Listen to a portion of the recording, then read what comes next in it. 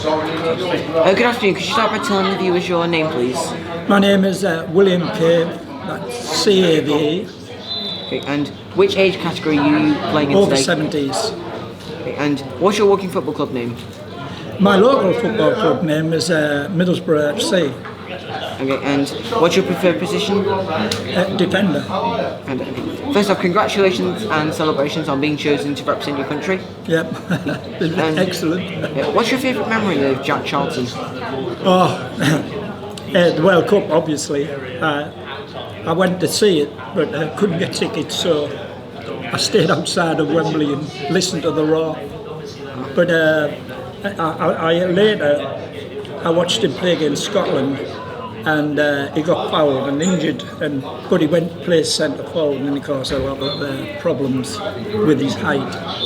So really, the 60s come early 70s, he was a massive figure in football, so that's what I remember of him. How's it feel? How's it feel to be here today? Be playing today? Brilliant. I've represented before for England last year at Wales, but this year with all the three teams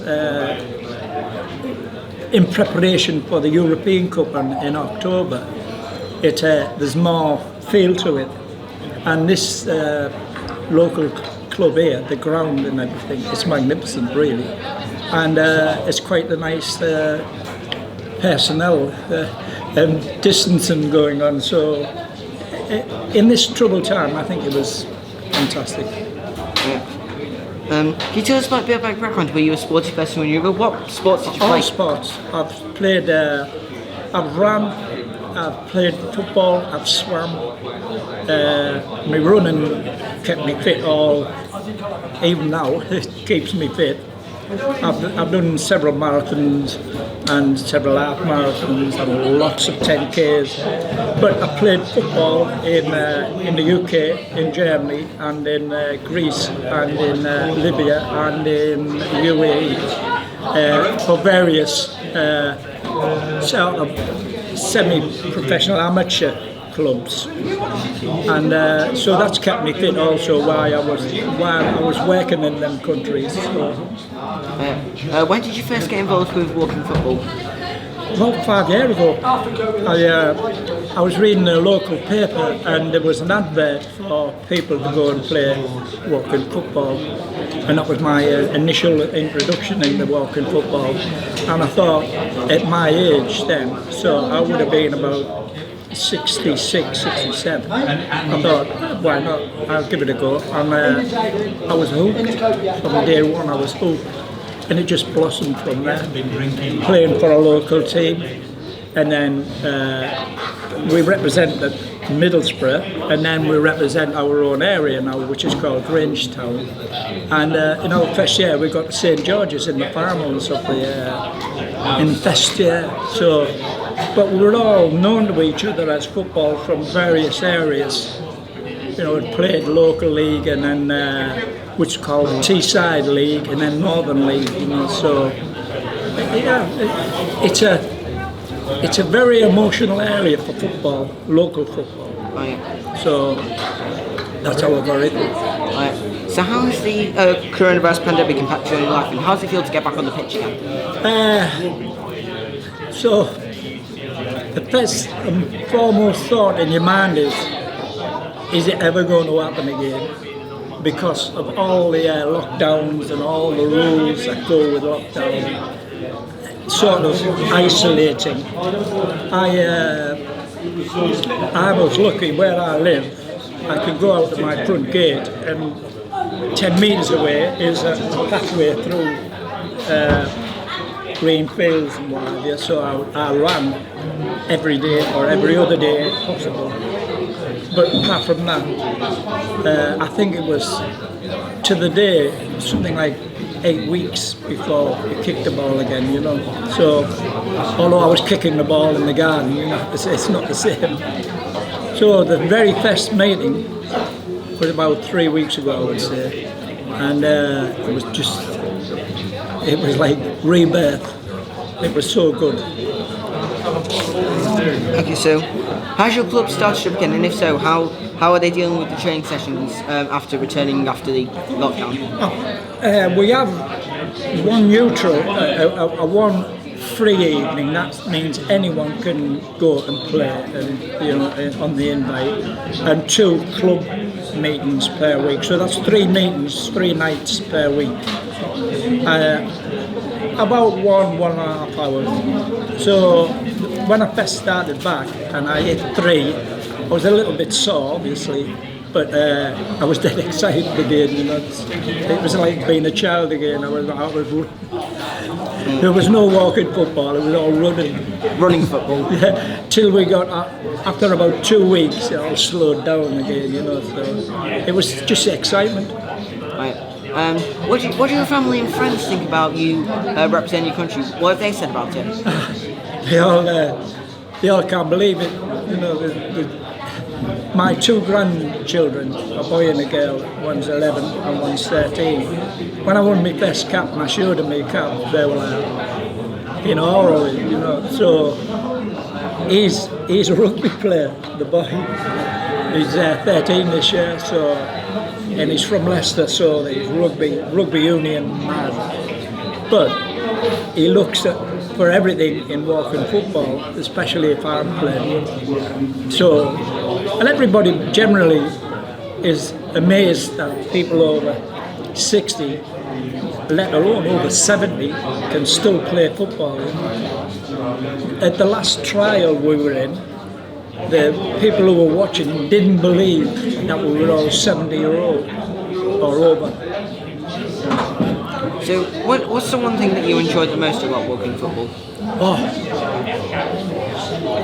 Every person you meet is nice. Every person you meet on a football field, after the game you shake hands, you know that there is no animosity in, and it's so friendly. It's good, it's brilliant, and for mental health, it's fantastic. Because you're taking part in a community game again, so. Who do you think the best walking football player is today?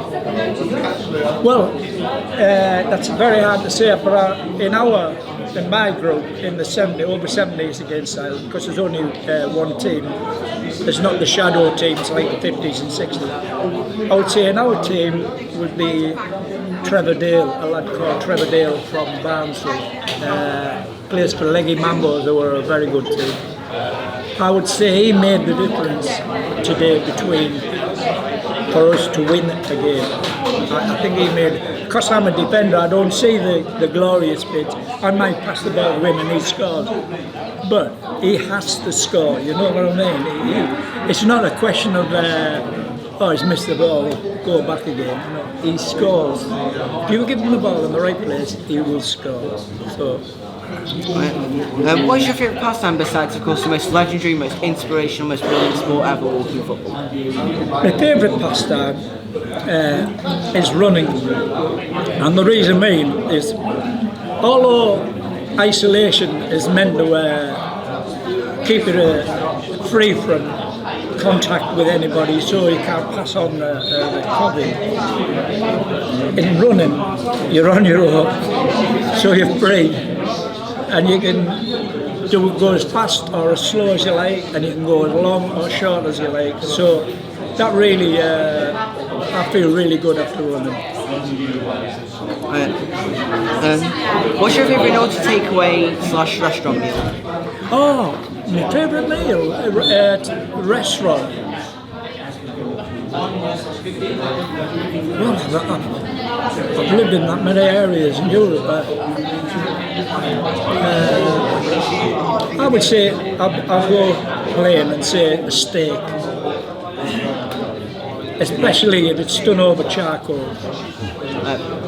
What are your goals, hopes and dreams for when playing walking football in the future? Actually, I've achieved the goal of playing international, and the other goal would be to win a competition like the Euros, which is in a couple of months. So if we do manage to pull that off, then I would have reached a magnificent goal. So I didn't think ever I would reach that. But if we do, that would be my answer to being a goal. Okay. So what advice would you give to somebody who would like to be standing, well, sitting in where you are now and representing their country in a game of walking football? Well, first of all, go.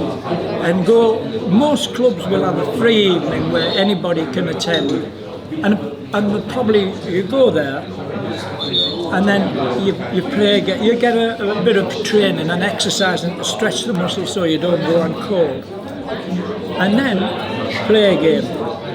If you think you're suitable to it, you know, you're not going to be a world beater on your very first game, but you enjoy it, then sign on and go for it, because the skills you probably had as a boy come back, but not as fast, obviously. But definitely, some people who have played football for a long time find it more difficult to play walking football than normal football because of the skills. You can't dribble because you can't get past the man. Or if you do dribble, you're going to get caught with the ball. So it's discipline, it's the mental outlook. So they're going to achieve some things maybe they thought they were never going to see again, you know. So it's very good for older males. And of course now there's a female game, females are the same, and that's also good. So if you look at the sort of a man or a woman's life, when they get to 50, they think, yes, I've got to 50, so I've survived everything, it's our time in life now. Where now, it can be your time all over again, but at a slow pace.